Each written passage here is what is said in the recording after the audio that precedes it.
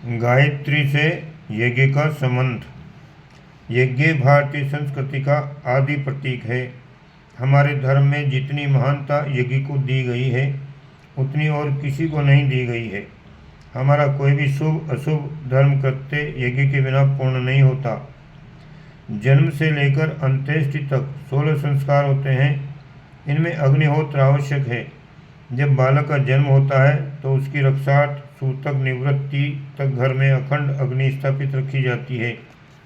नामकरण, यज्ञोपवीत, विवाह आदि संस्कारों में भी हवन अवश्य होता है। अंत में जब शरीर छूटता है तो उसे अग्नि को ही सौंपते हैं। अब लोग मृत्यु के समय चिता जलाकर यूं ही लाश को भस्म कर देते हैं, पर शास्त्रों में देखा जाए तो वो भी एक संस्कार है।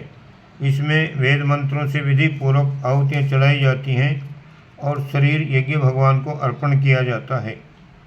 प्रत्येक कथा, कीर्तन, व्रत, उपवास, पर्व, त्योहार, उत्सव, उद्यापन में हवन को आवश्यक माना जाता है। अब लोग उसका महत्व एवं विधान भूल गए हैं और केवल चिन्ह पूजा करके काम चला लेते हैं। घरों में स्त्रियां किसी रूप में यज्ञ की चिन्ह पूजा करती हैं। वे त्योहारों या पर्वों पर अग्नि को जिमाने या अगियारी करने का कृत्य किसी न किसी रूप में करती रहती हैं। थोड़ी सी अग्नि लेकर उस पर घी डालकर प्रज्वलित करना और उस पर पकवान के छोटे छोटे ग्रास चढ़ाना और फिर जल से अग्नि की परिक्रमा करा देना, ये विधान हर घर में प्रत्येक पर्व एवं त्योहारों पर होते देखे जा सकते हैं। पितरों का श्राद्ध जिस दिन होगा उस दिन ब्राह्मण भोजन से पूर्व इस प्रकार अग्नि को भोजन अवश्य कराया जाएगा, क्योंकि ये स्थिर मान्यता है कि अग्नि के मुख में दी हुई आहुति देवताओं और पितरों को अवश्य पहुंचती है। विशेष अवसर पर तो हवन करना ही पड़ता है। नित्य की चूल्हा, चक्की, बुहारी आदि से होने वाले जीव हिंसा एवं पातकों के निवारणार्थ नित्य पंच यज्ञ करने का विधान है। उन पांचों में बलिवेश्व भी है। बलिवेश्व अग्नि में आहुति देने से होता है। इस प्रकार शास्त्रों की आज्ञानुसार तो नित्य हवन करना भी हमारे लिए आवश्यक है। होली तो यज्ञ का त्यौहार है। आजकल लोग लकड़ी उपले जलाकर होली मनाते हैं। शास्त्रों में देखा जाए तो यह एक यज्ञ है। लोग यज्ञ की आवश्यकता और विधि को भूल गए, पर केवल ईंधन जलाकर उस प्राचीन परंपरा की किसी प्रकार पूर्ति कर देते हैं। इसी प्रकार श्रावणी, दशहरा, दीपावली के त्योहारों पर किसी न किसी रूप में हवन अवश्य होता है। नवरात्रि में स्त्रियां देवी की पूजा करती हैं तो अग्नि के मुख में देवी के निमित्त घी, लौंग, जायफल आदि अवश्य चढ़ाती हैं। सत्यनारायण व्रत कथा, रामायण पारायण, गीता पाठ, भागवत सप्ताह आदि कोई भी शुभ कर्म क्यों न हो, हवन इसमें अवश्य रहेगा। साधनाओं में भी हवन अनिवार्य है। जितने भी पाठ, पुरस्चरण, जप साधन किए जाते हैं वे चाहे वेदोक्त हों चाहे तांत्रिक, हवन उसमें किसी न किसी रूप में अवश्य करना पड़ेगा। गायत्री उपासना में भी हवन आवश्यक है। अनुष्ठान या पुरस्चरण में जप से 10वां भाग हवन करने का विधान है। परिस्थितिवश 10वां भाग आहुति न दी जा सके तो शतांश यानी 100वां भाग आवश्यक ही है। गायत्री को माता और यज्ञ को पिता माना गया है। इन्हीं दोनों के संयोग से मनुष्य का जन्म होता है, जिसे द्विजत्व कहते हैं। ब्राह्मण, क्षत्रिय, वैश्य को द्विज कहते हैं। द्विज का अर्थ है दूसरा जन्म। जैसे अपने शरीर को जन्म देने वाले माता पिता की सेवा पूजा करना मनुष्य का नित्य कर्म है, उसी प्रकार गायत्री माता और यज्ञ पिता की पूजा भी प्रत्येक द्विज का आवश्यक धर्म कर्तव्य है। धर्म ग्रंथों में पग पग पर यज्ञ की महिमा का गान है। वेद में यज्ञ का विषय प्रधान है, क्योंकि यज्ञ एक ऐसा विज्ञानमय विधान है जिससे मनुष्य का भौतिक और आध्यात्मिक दृष्टि से कल्याणकारक उत्कर्ष होता है। भगवान यज्ञ से प्रसन्न होते हैं। कहा गया है, जो यज्ञ द्वारा पूजे जाते हैं यज्ञमय हैं, यज्ञ रूप हैं, उन यज्ञ पुरुष विष्णु भगवान को नमस्कार है। यज्ञ मनुष्य की अनेक कामनाओं को पूर्ण करने वाला तथा स्वर्ग एवं मुक्ति प्रदान करने वाला है। यज्ञ को छोड़ने वालों की शास्त्रों में बहुत निंदा की गई है। यजुर्वेद 2:23 में कहा गया है, सुख शांति चाहने वाला कोई व्यक्ति यज्ञ का परित्याग नहीं करता। जो यज्ञ को छोड़ता है उसे यज्ञ रूप परमात्मा भी छोड़ देते हैं। सबकी उन्नति के लिए आहुतियाँ यज्ञ में छोड़ी जाती हैं। जो नहीं छोड़ता वह राक्षस हो जाता है। हारीति ग्रंथ में कहा है, यज्ञ से अनेक पापों से छुटकारा मिलता है तथा परमात्मा के लोक की प्राप्ति होती है। मत्स्य पुराण में कहा गया है, यज्ञ से पुत्रार्थी को पुत्र लाभ, धनार्थी को धन लाभ, विवाहार्थी को सुंदर भार्या, कुमारी को सुंदर पति, श्री कामना वाले को ऐश्वर्य प्राप्त होता है और निष्काम भाव से यज्ञ अनुष्ठान करने से परमात्मा की प्राप्ति होती है। कोटि होम पद्धति में कहा गया है, यज्ञ करने वाले को ग्रह पीड़ा, बंधुनाश, धन क्षय, पाप, रोग, बंधन आदि की पीड़ा नहीं सहनी पड़ती। यज्ञ का फल अनंत है। अन्य शास्त्र में कहा गया है, यज्ञों से संतुष्ट होकर देवता संसार का कल्याण करते हैं। यज्ञ द्वारा लोक परलोक का सुख प्राप्त होता है। यज्ञ से स्वर्ग की प्राप्ति होती है। यज्ञ के समान कोई दान नहीं, यज्ञ के समान कोई विधि विधान नहीं। यज्ञ में ही सब धर्म का उद्देश्य समाया हुआ है। महाभारत में कहा गया है, असुर और सुर सभी पुण्य के मूल हेतु यज्ञ के लिए प्रयत्न करते हैं। सत्पुरुषों को सदा यज्ञ परायण होना चाहिए। यज्ञ से ही बहुत से सत्पुरुष देवता बने हैं। अथर्ववेद 3:11-2 में लिखा गया है, यदि रोगी अपनी जीवनी शक्ति को भी खो चुका हो, निराशाजनक स्थिति को पहुंच गया हो, यदि मरण काल भी समीप आ पहुंचा हो, तो भी यज्ञ उसे मृत्यु के चंगुल से बचा लेता है और 100 वर्ष जीवित रहने के लिए पुनः बलवान बना देता है। विष्णु पुराण कहता है, यज्ञ से देवताओं को बल मिलता है। यज्ञ द्वारा वर्षा होती है, वर्षा से अन्न और प्रजा पालन होता है। हे धर्मज्ञ, यज्ञ ही कल्याण का हेतु है। चरक संहिता में लिखा है, तपेदिक सरीखे रोगों को प्राचीन काल में यज्ञ के प्रयोगों से नष्ट किया जाता था। रोग मुक्ति की इच्छा रखने वालों को चाहिए कि उस वेद विहित यज्ञ का आश्रय लें।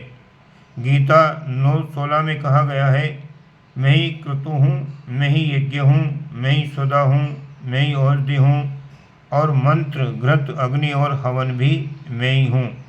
गीता 4:31 में कहा गया है, हे अर्जुन, यज्ञ रहित मनुष्य को इस लोक में भी सुख नहीं मिल सकता, फिर परलोक का सुख तो होगा ही कैसे।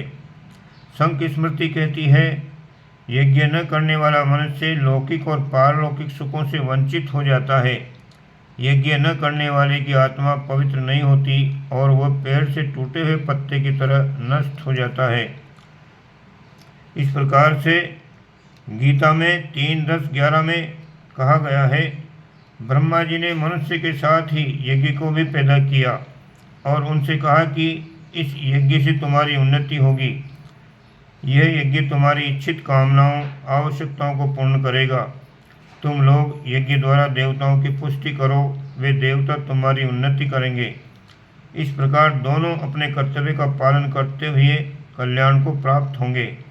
यज्ञ द्वारा पुष्ट किए हुए देवता अनायास ही तुम्हारी सुख शांति की वस्तुएं प्रदान करेंगे। इस प्रकार असंख्यों शास्त्र वचनों में से कुछ प्रमाण ऊपर दिए गए हैं। इनसे यज्ञ की महत्ता का अनुमान सहज ही हो जाता है। पूर्व काल में आध्यात्मिक एवं भौतिक उद्देश्यों में बड़े बड़े यज्ञ हुआ करते थे। देवता भी यज्ञ करते थे, असुर भी यज्ञ करते थे, ऋषियों द्वारा यज्ञ किए जाते थे। राजा लोग अश्वमेध आदि विशाल यज्ञों का आयोजन करते थे। साधारण गृहस्थ अपनी अपनी सामर्थ्य के अनुसार समय समय पर यज्ञ किया करते थे। असुर लोग सदैव यज्ञों को विध्वंस करने का प्रयत्न इसलिए किया करते थे कि उनके शत्रुओं का लाभ एवं उत्कर्ष न होने पाए। इसी प्रकार असुरों के यज्ञों का विध्वंस भी कराया गया है। रामायण में राक्षसों के ऐसे यज्ञ का वर्णन है जिसे हनुमान जी ने नष्ट किया था। यदि वह सफल हो जाता तो राक्षस अजय हो जाते। राजा दशरथ ने पुत्रेष्टि यज्ञ करके 4 पुत्र प्राप्त किए थे। राजा नृग यज्ञों के द्वारा स्वर्ग जाकर इंद्रासन के अधिकारी हुए थे। राजा अश्वपति ने यज्ञ द्वारा संतान प्राप्त करने का सुयज्ञ प्राप्त किया था। इंद्र ने स्वयं भी यज्ञ द्वारा ही स्वर्ग पाया था। भगवान राम ने अपने यहाँ अश्वमेध यज्ञ कराया था। श्री कृष्ण जी की प्रेरणा से पांडवों ने राजसूय यज्ञ कराया था, जिसमें श्री कृष्ण ने आगंतुकों के स्वागत सत्कार का भार अपने ऊपर लिया था। पापों के प्रायश्चित स्वरूप अनिष्टों और प्रारब्ध जन्य दुर्भाग्यों की शांति के निमित्त, किसी अभाव की पूर्ति के लिए, कोई सहयोग या सौभाग्य प्राप्त करने के प्रयोजन से, रोग निवारणार्थ, देवताओं को प्रसन्न करने हेतु, धन धान्य की अधिक उपज के लिए, अमृतमयी वर्षा के निमित्त, वायुमंडल में से अस्वास्थ्यकर तत्वों का उन्मूलन करने के निमित्त हवन यज्ञ किए जाते थे और उनका परिणाम भी वैसा ही होता था। यज्ञ एक महत्वपूर्ण विज्ञान है। जिन वृक्षों की समिधाएं काम में ली जाती हैं उनमें विशेष प्रकार के गुण होते हैं। किस प्रयोग के लिए किस प्रकार की हव्य वस्तुएं होमी जाती हैं उनका भी एक विज्ञान है। उन वस्तुओं के आपस में मिलने से एक विशेष गुण संयुक्त सम्मिश्रण तैयार होता है, जो जलने पर वायुमंडल में एक विशिष्ट प्रभाव पैदा करता है। वेद मंत्रों के उच्चारण की शक्ति से उस प्रभाव में और भी अधिक वृद्धि हो जाती है। फलस्वरूप जो व्यक्ति उसमें सम्मिलित होते हैं उन पर तथा निकटवर्ती वायुमंडल पर उसका बड़ा प्रभाव पड़ता है। सूक्ष्म प्रकृति के अंतराल में जो नाना प्रकार की दिव्य शक्तियाँ काम करती हैं उन्हें देवता कहते हैं। इन देवताओं को अनुकूल बनाना, उनको उपयोगी दिशा में प्रयोग करना, उनसे संबंध स्थापित करना, यही देवताओं को प्रसन्न करना है। ये प्रयोजन यज्ञ द्वारा आसानी से पूरा हो जाता है। संसार में कभी भी किसी वस्तु का नाश नहीं होता, केवल रूपांतर होता रहता है। जो वस्तुएं हवन में होमी जाती हैं वे तथा वेद मंत्रों की शक्ति के साथ जो सद्भावनाएं यज्ञ द्वारा उत्पन्न की जाती हैं वे दोनों मिलकर आकाश में छा जाती हैं। उनका प्रवाह समस्त संसार के लिए कल्याणकारक परिणाम उत्पन्न करने वाला होता है। इस प्रकार ये संसार की सेवा का, विश्व में सुख शांति उत्पन्न करने का एक उत्तम माध्यम एवं पुण्य परमार्थ है। यज्ञ से याज्ञिक की आत्मशुद्धि होती है, उनके पाप ताप नष्ट होते हैं तथा शांति एवं सद्गति उपलब्ध होती है। सच्चे हृदय से यज्ञ करने वाले मनुष्यों का लोक परलोक सुधरता है। यदि उसका पुण्य पर्याप्त हुआ तब तो उन्हें स्वर्ग या मुक्ति की प्राप्ति होती है, अन्यथा यदि दूसरा जन्म भी लेना पड़ा तो सुखी श्रीमान साधन संपन्न उच्च परिवार में जन्म होता है, ताकि आगे के लिए वह सुविधा के साथ सत्कर्म करता हुआ अपने वास्तविक लक्ष्य को सफलतापूर्वक प्राप्त कर सके। यज्ञ का अर्थ दान, एकता, उपासना से है। यज्ञ का वेदोक्त आयोजन, शक्तिशाली मंत्रों का विधिवत उच्चारण, विधि पूर्वक बनाए हुए कुंड, शास्त्रोक्त संविधाएं तथा सामग्रियां जब ठीक विधान पूर्वक हवन की जाती हैं उनका दिव्य प्रभाव विस्तृत आकाश मंडल में फैल जाता है। उसके प्रभाव के फलस्वरूप प्रजा के अंतःकरण में प्रेम, एकता, सहयोग, सद्भाव, उदारता, ईमानदारी, संयम, सदाचार, आस्तिकता आदि सद्भावों एवं सद्विचारों का स्वयंमेव आविर्भाव होने लगता है। पत्तों से आच्छादित दिव्य आध्यात्मिक वातावरण के स्थान पर जो संतान पैदा होती है वह स्वस्थ, सद्गुणी एवं उच्च विचारधाराओं से परिपूर्ण होती है। पूर्व काल में पुत्र प्राप्ति के लिए ही पुत्रेष्ट यज्ञ कराते हों ऐसी बात नहीं। जिनको बराबर संतानें प्राप्त होती थीं वे भी सद्गुणी एवं प्रतिभावान संतान प्राप्त करने के लिए पुत्रेष्ट यज्ञ कराते थे। गर्भाधान, सीमांत, पुंसवन, जातकर्म, नामकरण आदि संस्कार बालक के जन्म लेते लेते अबोध अवस्था में ही हो जाते थे। इनमें से प्रत्येक में हवन होता था ताकि बालक के मन पर दिव्य प्रभाव पड़े और वो बड़ा होने पर पुरुष सिंह एवं महापुरुष बने। प्राचीन काल का इतिहास साक्षी है कि जिन दिनों इस देश में यज्ञ की प्रतिष्ठा थी उन दिनों यहाँ महापुरुषों की कमी नहीं थी। आज यज्ञ का तिरस्कार करके अनेक दुर्गुणों, रोगों, कुसंस्कारों और बुरी आदतों से ग्रसित बालकों से ही हमारे घर भरे हुए हैं। यज्ञ से अदृश्य आकाश में जो आध्यात्मिक विद्युत तरंगें फैलती हैं वे लोगों के मनों में द्वेष, पाप, अनिति, वासना, स्वार्थपरता, कुटिलता आदि बुराइयों को हटाती हैं। फलस्वरूप उससे अनेकों समस्याएं हल हो जाती हैं। अनेकों उलझनें, गुत्थियाँ, पेचीदगियाँ, चिंताएं, भय, आशंकाएं तथा बुरी संभावनाएं समूल नष्ट हो जाती हैं। राजा, धनी, संपन्न लोग, ऋषि मुनि बड़े बड़े यज्ञ करते थे, जिससे दूर दूर तक वातावरण निर्मल होता था और देशव्यापी विश्वव्यापी बुराइयां तथा उलझनें सुलझती थीं।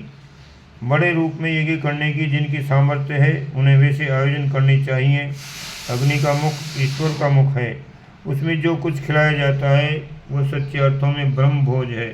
ब्रह्म अर्थात परमात्मा, भोज अर्थात भोजन। परमात्मा को भोजन कराना यज्ञ के मुख में आहुति छोड़ना ही है। भगवान हम सबको खिलाता है। हमारा भी कर्तव्य है कि अपने उपकारी के प्रति पूजा करने में कंजूसी न करें। जिनकी आर्थिक स्थिति वैसी नहीं है वे कई व्यक्ति थोड़ा थोड़ा सहयोग करके सामूहिक यज्ञ की व्यवस्था कर सकते हैं। जहाँ साधन सहयोग न हो वहाँ यदा कदा छोटे छोटे हवन किए जा सकते हैं, अथवा जहाँ नियमित यज्ञ होते हैं वहाँ अपनी ओर से कुछ आहुतियों का हवन कराया जा सकता है। कोई अन्य व्यक्ति यज्ञ कर रहे हों तो उनमें समय, सहयोग एवं सहायता देकर उसे सफल बनाने का प्रयत्न भी यज्ञ में भागीदारी होना ही है। हमें ये निश्चित रूप से समझ लेना चाहिए कि यज्ञ में जो कुछ धन, सामग्री, श्रम लगाया जाता है वो कभी निरर्थक नहीं जाता। एक प्रकार से वह देवताओं के बैंक में जमा हो जाता है और उचित अवसर पर संतोषजनक ब्याज समेत वापस मिल जाता है। विधि पूर्वक शास्त्रीय पद्धति और विशिष्ट उपचारों तथा विधानों के साथ किए गए हवन तो और भी महत्वपूर्ण होते हैं। वे एक प्रकार से दिव्य अस्त्र बन जाते हैं। पूर्व काल में यज्ञ के द्वारा मनोवांछित वर्षा होती थी। योद्धा लोग युद्ध में विजयश्री प्राप्त करते थे और योगी आत्म साक्षात्कार करते थे। यज्ञ को वेदों में कामधुक कहा गया है, जिसका आशय यह है कि वह मनुष्य के सभी अभावों और बाधाओं को दूर करने वाला है। नित्य का अग्निहोत्र बहुत सरल है, उसमें कुछ इतना भारी खर्च भी नहीं होता कि मध्यम वृत्ति का मनुष्य उस भार को उठा न सके।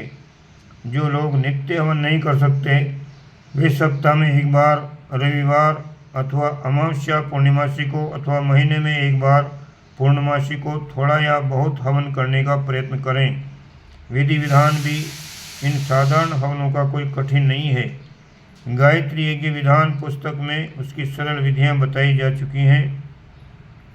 उनके आधार पर बिना पंडित पुरोहित की सहायता से कोई भी द्विज आसानी से यज्ञ कर सकता है। जहाँ कुछ भी विधान न मालूम हो वहाँ केवल शुद्ध घृत की आहुतियाँ गायत्री मंत्र के अंत में स्वाहा शब्द लगाते हुए दी जा सकती हैं। किसी न किसी रूप में यज्ञ परंपरा को जारी रखा जाए तो वो भारतीय संस्कृति की एक बड़ी भारी सेवा है।